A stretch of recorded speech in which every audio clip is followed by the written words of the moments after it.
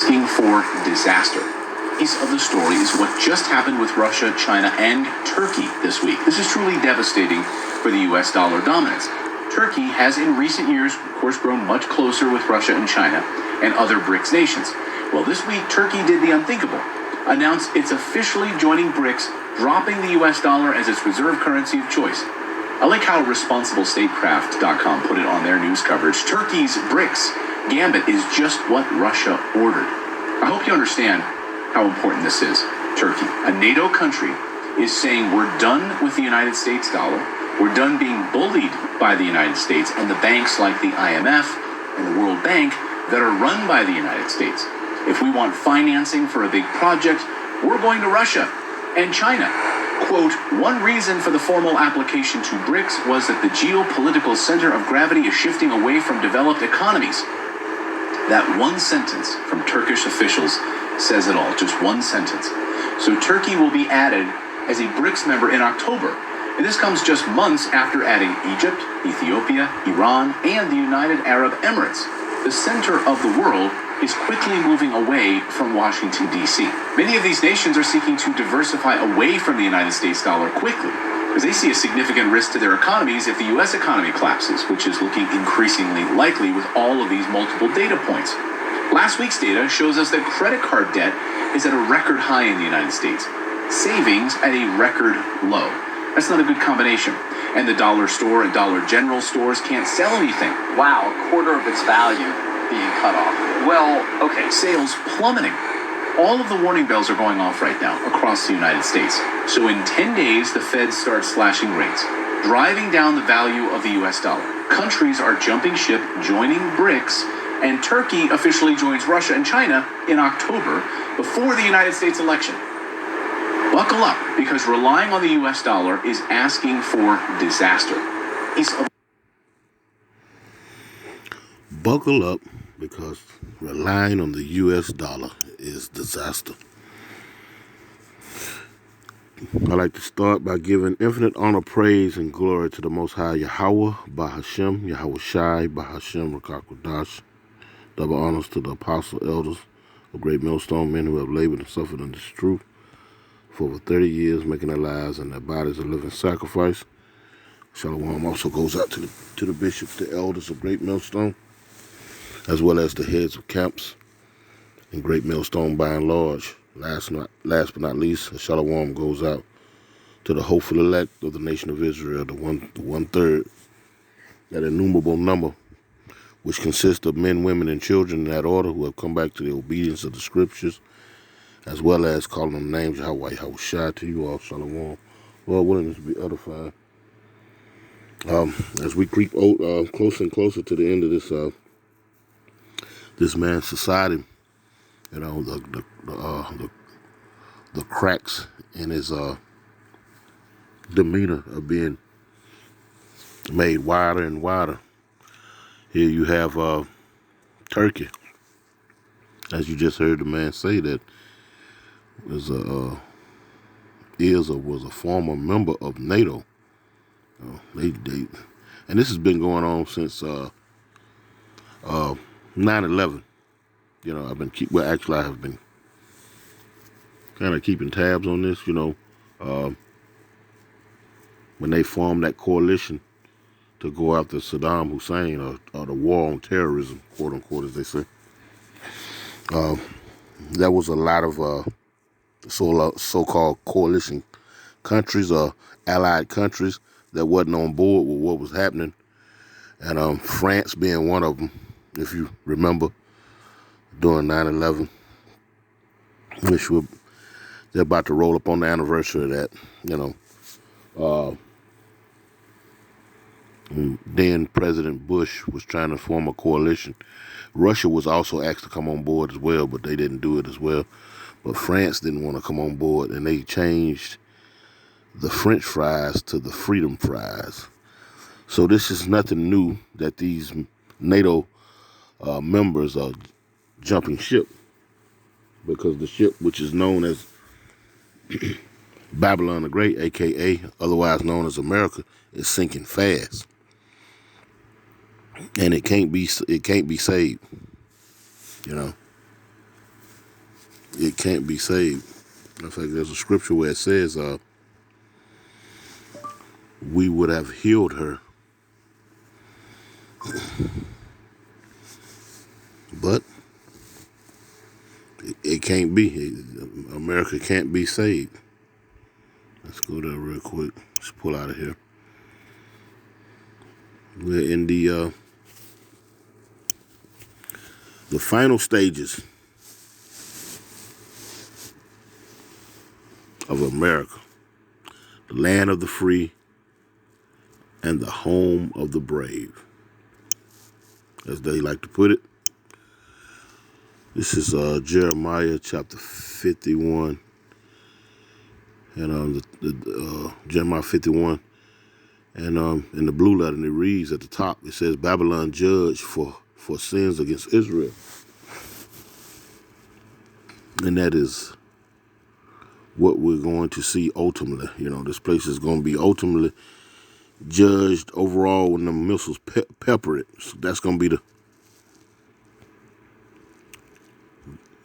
the end all be all. This is Jeremiah 51 and 1, and it reads, Thus saith the Lord Yahweh, Behold, I will raise up against Babylon. And again, we know modern day Babylon the Great, as America. And against them that dwell in the midst of them that rise up against me, a destroying wind, and will send unto Babylon fanners that shall fan her and shall empty her land. For in that day of trouble they shall be against her round about. And like I say, you're starting to see that formation, being headed by Russia, China, as Trump like to call it, China. Jeremiah 51 and 2, and it reads, And I will send unto Babylon fanners. In fact, let's grab that word fanners real quick. It's like it.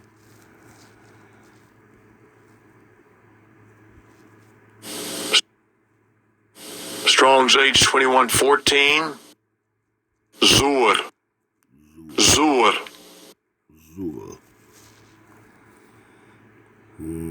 Be a stranger to become estranged. Another foreigner, an enemy. The Lord said he shall send an enemy. In this case, enemies, all the ones that were on board with her, such as Turkey and France. Look at them. They jumping ship. You're going to see Germany and them turn belly up sooner than later. When it's all said and done, these so-called United States of America ain't going to have no one but the state of Israel as an ally. Again, this word fana, outline of biblical usage, it says foreigner, an enemy. An enemy. That's basically to be one alienated. Let's see, that's basically what we're looking for. Active command, come, man. Another fanner go away. Strange. Yeah, an enemy. So let's get back to the scripture, shall we? Jeremiah 51 and 2, and I will rate, and I shall slack it, and will send unto Babylon fanners, enemies that shall fan her. Let's go there. Let's find out the word fan is real quick. I'm sure. Shall fan her. Let's see. Round about in that day of trouble, they shall against her, empty her, they shall fan her. Strong's H2219. Zara.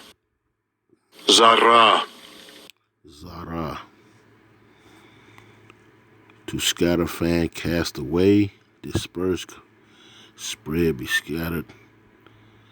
To fan, to scatter, to spread out. And if you look at the United States military, by and large, trying to police the whole world, they've been spread thin. That's why that's bill that they're trying to rather. I don't know if they passed it yet or signed it to law. Well, mandatory enlisting is going to be what they call it it escaped me now. Where you have to enlist in the military after certain, right after school, right after high school when you turn 18. Let's see, Strong's definition of the word fan is to diffuse, cast, awaken, pass, disperse, spread, disperse. So, going back, and it reads, Jeremiah 51:2, and will send unto Babylon fanners, enemies that shall fan her, spread her out, and shall empty her, and shall empty her land, for in the day of trouble they shall be against her round about. Verse 3, against him that bendeth let the archer bend his bow, and against him that lifted himself up in his brigade, I can't even pronounce that, and spare ye not her young men, destroy ye utterly all her host. So, all these people that are going to be forced to enlist, it's going to end up bad for you. Anyway, let me jump to the point here. This is, we jump down to verse 7. It says, Babylon had been a golden cup in the Lord's hand, the Lord Yahweh's hand, that made all the earth drunken. See? These other nations are upset, man, because when you listen to Clayton Morris, he's going into that, they have weaponized the fiat currency, the U.S. dollar. Since they dropped the gold standard in the early 70s during the Nixon administration, they weaponized the U.S. currency against their so-called friends, their allies, and most definitely against nations that they don't get along with. And so these folks are upset, man. They done with America, man. They done. That has lasted long enough for it to come back and bite them in the ass. You know what I'm talking about? Again, this is Jeremiah 51:7. Babylon had been a golden cup in the Lord Yahweh's hand that made all the earth drunken. The nations have drunken of her wine. Therefore, the nations are mad. Turkey is done with America. It was a NATO, it was a NATO member, Turkey was a NATO member. Or is a NATO member. Either or. They've jumped ship. And this is proof of it, man. They, been going along with the agenda of the West. And it all has profited is the West for the most part. Anyway, verse 8, and it reads, Babylon is suddenly fallen and destroyed. Howl for her, take balm for her pain. If so be, she may be healed. Here's the point, verse 9. We would have healed Babylon, but she is not healed. Forsake her, and let us go everyone into his own country, for her judgment reacheth unto heaven, and is lifted up even to the skies.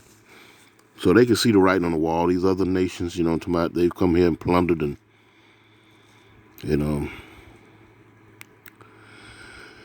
did all that dirty work, in cahoots with America. But now the thrill is gone. It's over. It is over. And as for you so-called blacks, Latinos, and Native Americans, you're watching now the debates between Donald Trump and Kamala Harris. And Donald Trump stands for that acronym MAGA, Make America Great Again, which is not original to him. You can actually go back and find that slogan with Ronald Reagan as well. But make America great again. This place is done. It's nothing gonna be nothing great about it. The only great thing that's coming to America is the destruction of this place, man, and righteously so, you know. But seeing that all these nations are running away from America as fast as people trying to get out of a burning building, and it's starting with the money, mind you.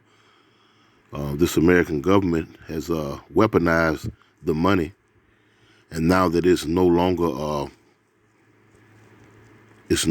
going to be a tool to hold the nation's captive anymore. So what say you, the individual, the so-called U.S. citizen, used to call blacks, Latinos, and Native Americans? Because the scriptures plainly say in Ecclesiastes, I believe, yeah, wisdom and folly contrast. Contrast.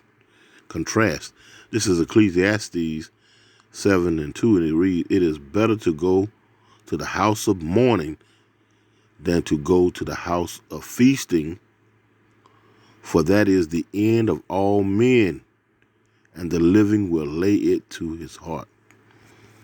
Those who've been awakened, we weigh everything in the balance according to the scriptures. You understand? And see that the word of the Lord is true. Everything that is written in the scriptures is coming to pass. That faith is being made solid. But on the other foot, you have Jake's 401ks and, retirement and Social Security. I would say this right here as a man, hey, if that's meant for you to get, then Lord willing, get it, But that right there is going to be snatched out from under your feet. That rug is going to be snatched out from under your feet. They were just talking about the dollar stores can't sell nothing, These dollar stores are shutting down, just like a lot of these other stores and whatnot. Are you paying attention to the trend that's going? It's over with him, man. It's over. Let's jump down. It says, let's jump down to verse 12 in that same book and chapter. It says, "For wisdom is a defense." Wisdom is a defense. Now, let's go back up here. It says, Ecclesiastes 7:2, "It is better to go to the house of mourning than to go to the house of feasting, for that is the end of all men, and the living will lay it to his heart." The Lord has given a third of us, Lord, when we are part of that chosen number, ultimately, the wisdom to let go of these petty attachments to this particular world, to let them go, as He make as prophecy is being made manifest by way of the preaching, the calling of the men of the Lord to go out and do the preaching. And the prophecies are being made manifest through that preaching, because the Lord is warning you. That's the way the Lord is warning you. That's wisdom. That's wisdom. The scriptures also say in real quick, I'm gonna come back to Ecclesiastes. I think it's 33:6, I believe. It reads right here. It says Isaiah 33:6, "And wisdom and knowledge shall be the stability of thy times, and strength of salvation. The fear of the Lord Yahweh is his treasure." That wisdom and the knowledge that the Lord has bestowed, on certain men. Obviously, that's the case.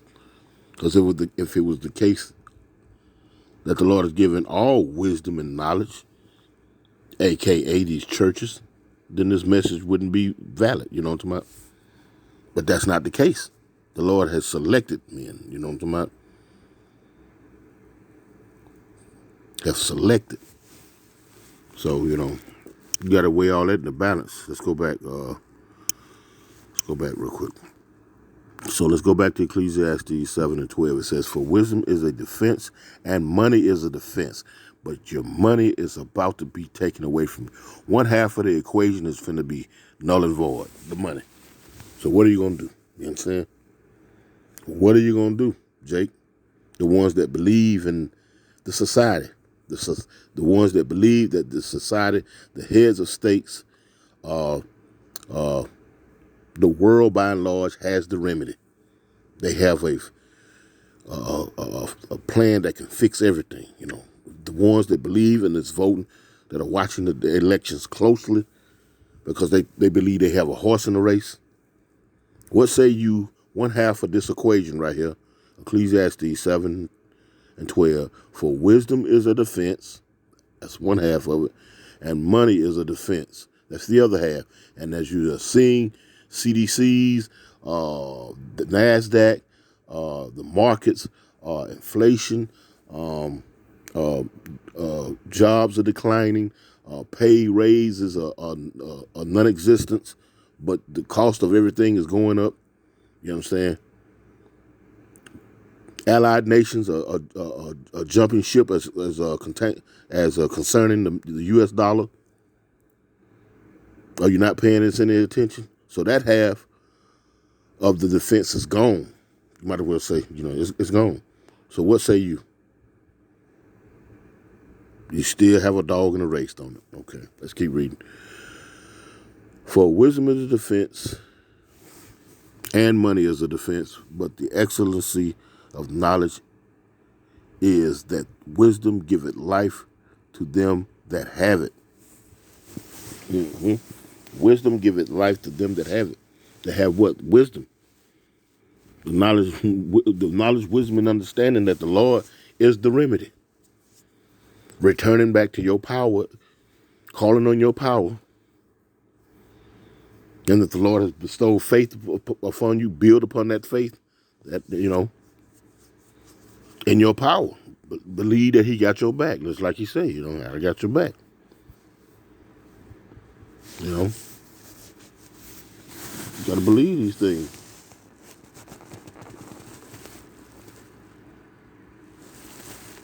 You've got to believe these things. If not, you know, it's gonna be a rough time for a lot of you. This is James 5 and 3, and it reads, your gold and silver is cankered. Let's get that word, cankered. Your gold and silver is cankered.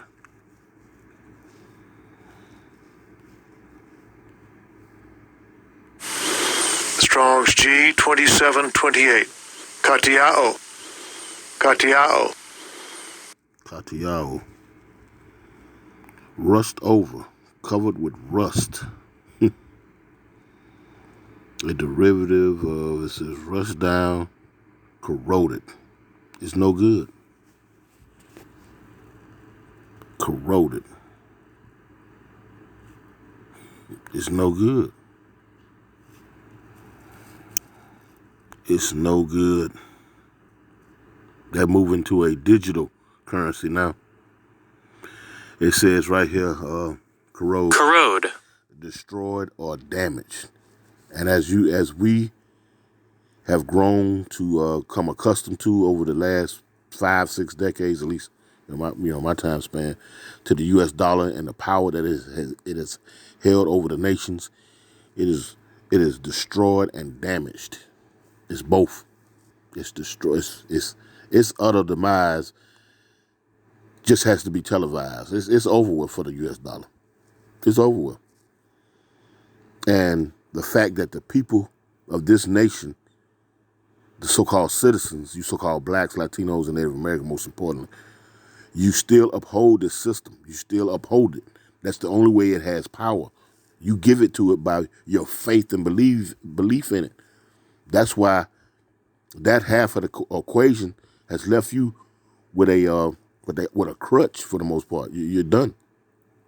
But the wisdom that the Lord has bestowed upon the 1/3 of the nation of Israel makes us whole, Lord willing. It makes us whole because our faith and belief in what the Lord has said and he has shown through many examples in the scriptures.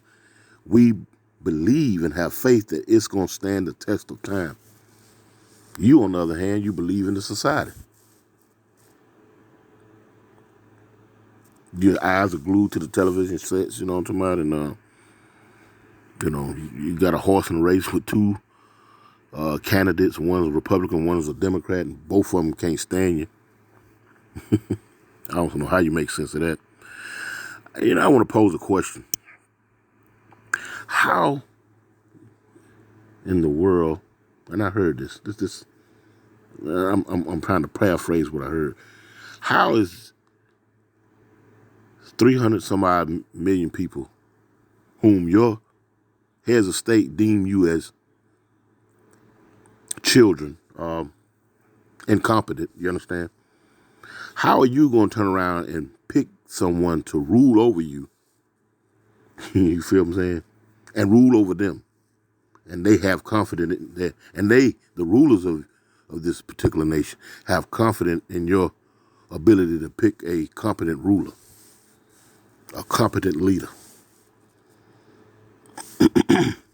That's a question that each and every last one of you so-called blacks, Latinos, and Native Americans need to lay it to your heart, to your minds, and ponder that. Especially you so-called blacks. You get disrespected on a daily basis, you know what I'm talking about? No respect whatsoever. From being unalive for reaching for your insurance card to, and just all kind of different. I'm not going to get into all those plethora of different circumstances, you know what I'm saying? And then you turn around and think that something as important as picking a leader of your nation, they're going to leave it in your hands. You got to be out your damn mind. Anyway. James 5:3, it says, your gold and silver is cankered, is destroyed, is damaged, and the rest of them shall be a witness against you. Yeah, this system, your belief in it, it's going to be a witness against 2/3 of the nation of Israel. It surely is. And shall eat your flesh as it were fire. Ye have heaped treasure together for the last days. Now that's mainly talking about these eggheads, you know, talking about this running, who's really running the show, you know. But guess what? You believe in a 401k and all that other crap and whatnot. It's talking about you too. Let's keep it a buck. Let's see. This is Isaiah 30:1. It reads, woe to the rebellious children, saith the Lord Yahweh, that take counsel but not of me, and that cover with a covering but not of my spirit, that they may add sin to sin, that walk to go down into Egypt, and have not asked at my mouth, to strengthen themselves in the strength of Pharaoh, and to trust, and to trust in the shadow of Egypt. You trust this system, man. You trust the system, the electoral system. You trust the democratic system, a way of doing things. You trust a two-party system. You trust the justice system, the criminal justice system. You trust the banking system. You trust the educational system. You trust the system in which they deem your foods healthy. You trust everything about this place, man. And verse 3, and it reads, therefore shall the strength of Pharaoh be your shame, see? And the trust in the shadow of Egypt your confusion. That's going to be a beautiful thing to see 2/3 of you so-called blacks, Latinos, and Native Americans walking around here with that upside down smile, looking dumb. And it's going to be, righteously so, you know what I'm talking about, because you've been warned time and time again, and you refuse. Like the scriptures say, woe to the rebellious children, saith the Lord Yahweh. Whoa, let's get that word, whoa. It's coming, man, It's coming. Strong Strong's H, 1945. Hoy. Hoy. Boy, let's get it. Allah's ha, ho, oh, whoa.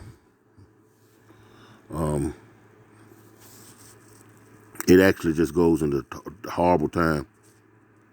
Define.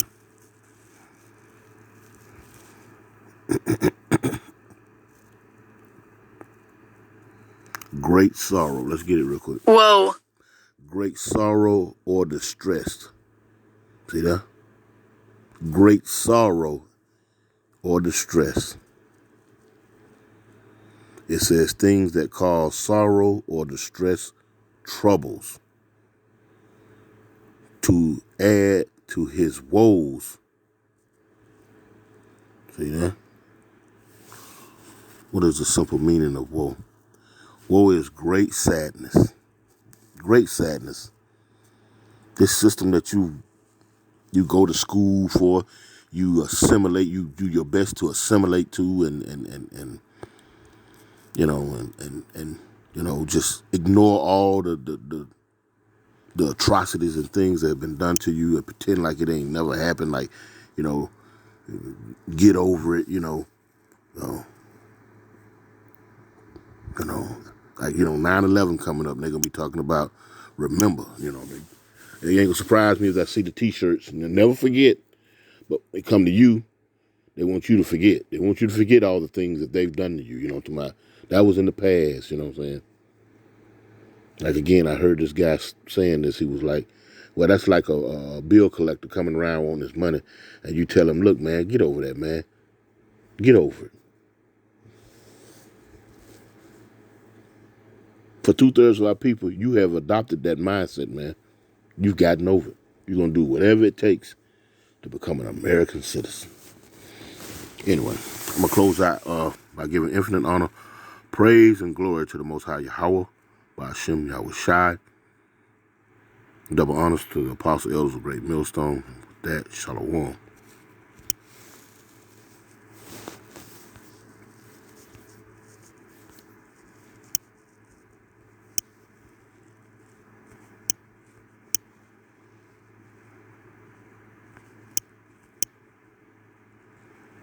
It's just months after adding Egypt, the US dollar is asking for disaster.